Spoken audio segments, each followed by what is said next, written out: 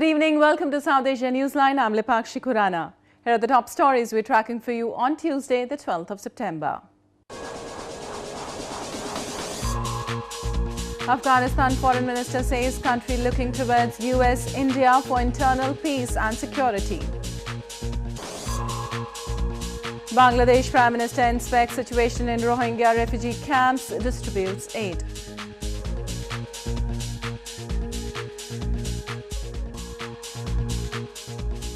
And 12 Indian fishermen arrested by Sri Lanka.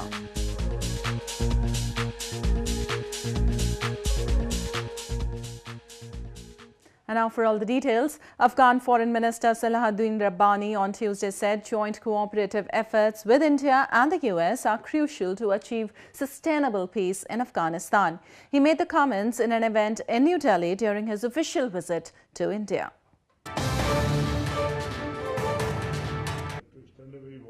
Afghanistan's Foreign Minister Salahuddin Rabbani on Tuesday said joint cooperation with India, the US and other global powers was crucial to end the decades of imposed violence in the war-torn country. Rabbani made the remarks at an event in New Delhi a day after holding bilateral talks with his Indian counterpart Sushma Swaraj. He said peace and prosperity in Afghanistan was crucial to regional and international security. That our ultimate goal is to achieve sustainable peace in Afghanistan. We look forward to working with India, US, and other regional and global stakeholders to end decades of imposed war and violence in Afghanistan. Our collective success in this endeavor will enable us to ensure regional peace and prosperity, and this in turn should help maintain international security. Both India and China accused common neighbor Pakistan of not doing enough to stop Islamist militants operating in its territory. Stating China as a very important country in the region, Rabbani said China was in a very good position to pressure and convince Pakistan to support peace in Afghanistan. China, as an important country in the region, as a strategic friend of Pakistan, is in a very good position to put some kind of pressure and to convince Pakistan to support peace and reconciliation in Afghanistan. In a joint statement, Indian Foreign Minister Sushma Swaraj said India agreed to provide further defense assistance to Afghanistan and assured cooperation in counter-terrorism efforts. Meanwhile, around 180 recruits from India's northern Jammu and Kashmir province were on Tuesday inducted into the army after completion of their year-long training.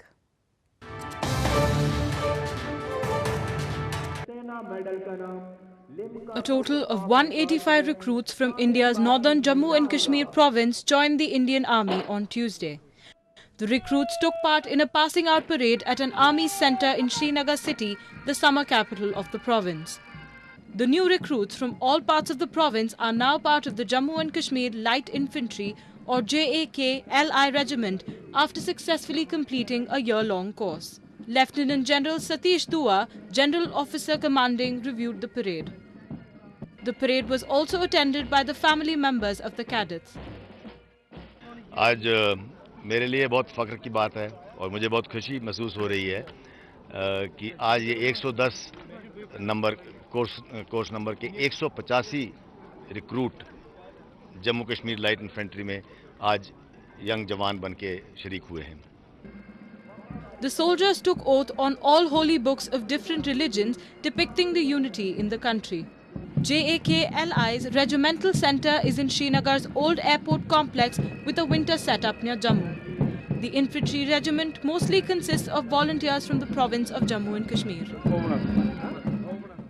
In news from Pakistan, Pakistan Prime Minister Shahid Abbasi on Monday said that any targeted sanctions by Washington against Pakistani military and intelligence officials would not help US counter-terrorism efforts.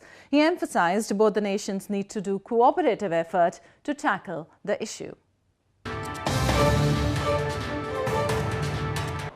Pakistan's Prime Minister Shahid Khaqan Abbasi said on Monday it would be counterproductive for the United States to sanction Pakistani officials or further cut military assistance to the country. Abbasi further warned it would hurt both countries, fight against militancy, and they rather needed to do a cooperative effort to tackle the issue. We are fighting the war against terror. Anything that degrades our effort will only hurt the US efforts. US-Pakistan relations have frayed since US President Donald Trump last month singled out Pakistan for harboring insurgents while unveiling his new policy for Afghanistan and South Asia. US officials have warned that aid to Pakistan might be cut in order to pressure it to do more to help. Pakistan denies hosting militant sanctuaries and Islamabad bristles at claims it has not done enough to tackle militancy. The Trump administration's tougher stance is seen as pushing Islamabad closer to Beijing, an all-weather ally. With picturesque landscapes and cultural diversity, Gilgit-Baltistan is the ultimate tourist destination. However, locals blame Islamabad's unwillingness to develop the tourism sector of the disputed region as the reason for its downfall.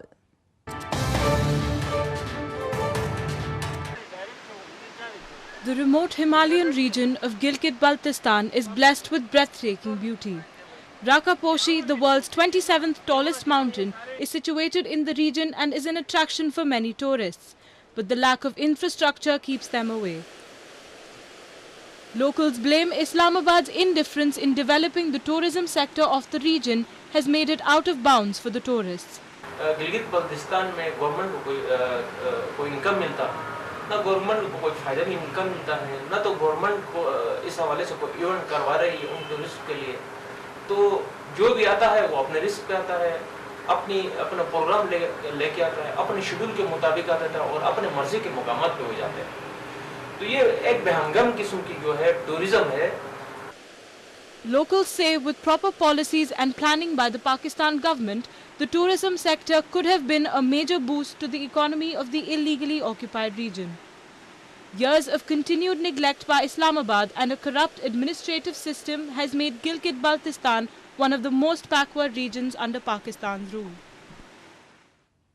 Moving on to news from Afghanistan, U.S. Ambassador to Afghanistan during a 9/11 commemoration ceremony in Kabul city on Monday said Washington would never allow militants to use the country as a sanctuary. His remarks come as the United States is preparing to send additional troops to Afghanistan as part of an open-ended campaign against militancy.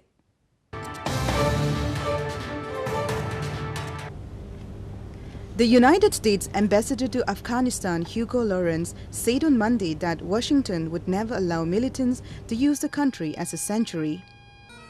The ambassador made the remarks at a NATO coalition headquarters in Afghan capital Kabul, where American and allied troops commemorated the September 11 attacks. Today we remember how this conflict began, but let us also remember how this must end. With Afghanistan never again serving as an ungoverned space, sanctuary or base for those groups bent on attacking us and our allies. A US-led intervention sparked by the September 11 attacks toppled the Taliban government in Afghanistan in 2001.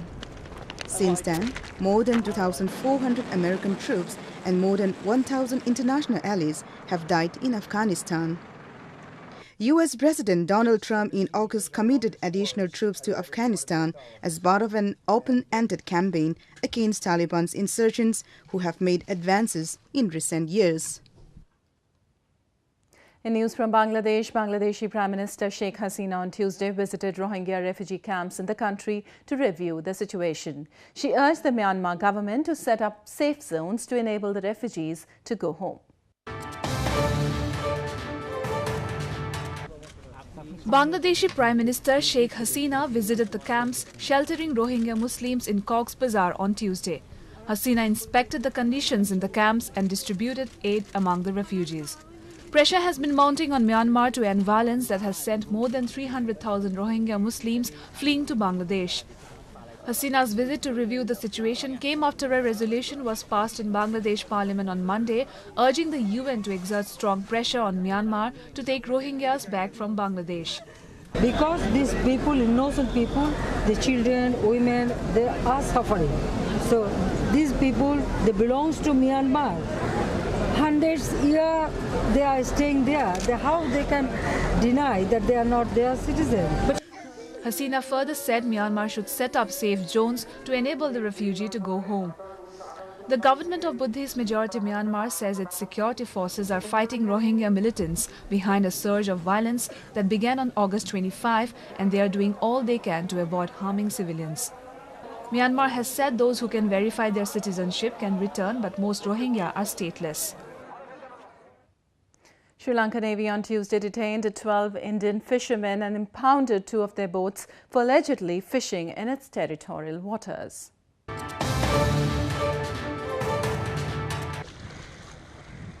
Sri Lanka Navy on Tuesday detained 12 Indian fishermen and impounded their 2 boats for illegally fishing in its waters.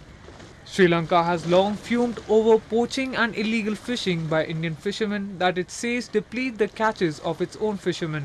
Fishermen Association in India's southern Rameswaram city said a dozen fishermen were detained. However, Sri Lanka Navy is yet to corroborate the same.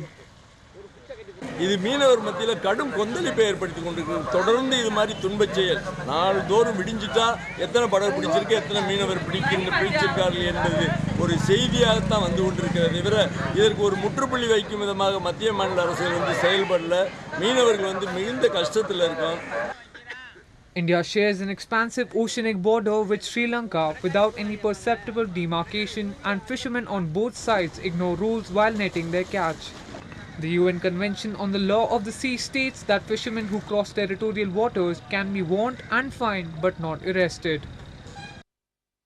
A 5-year-old in India's southern Vijayawada city has set 2 records in archery to enter the India Book of Records and the Asian Book of Records.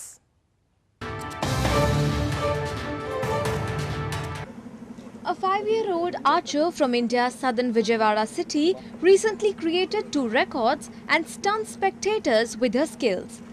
Cherukuri Dolly Shivani, the young archer, got her name registered in the India Book of Records and the Asia Book of Records. Shivani created the first record by firing 103 arrows from a distance of 10 meters in just 11 minutes and 19 seconds with the compounding bow and Indian arrows. She attempted her second feat by releasing 36 arrows from a distance of 20 meters in a record time of 5 minutes and 8 seconds and scored 290 points out of 360. In 2015 too, at the age of 3, she became the youngest Indian to set a new national record in archery.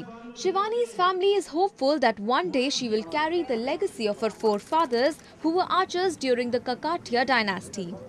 Shivani is now concentrating on participating in upcoming archery competitions to be held next month in southern Andhra Pradesh province.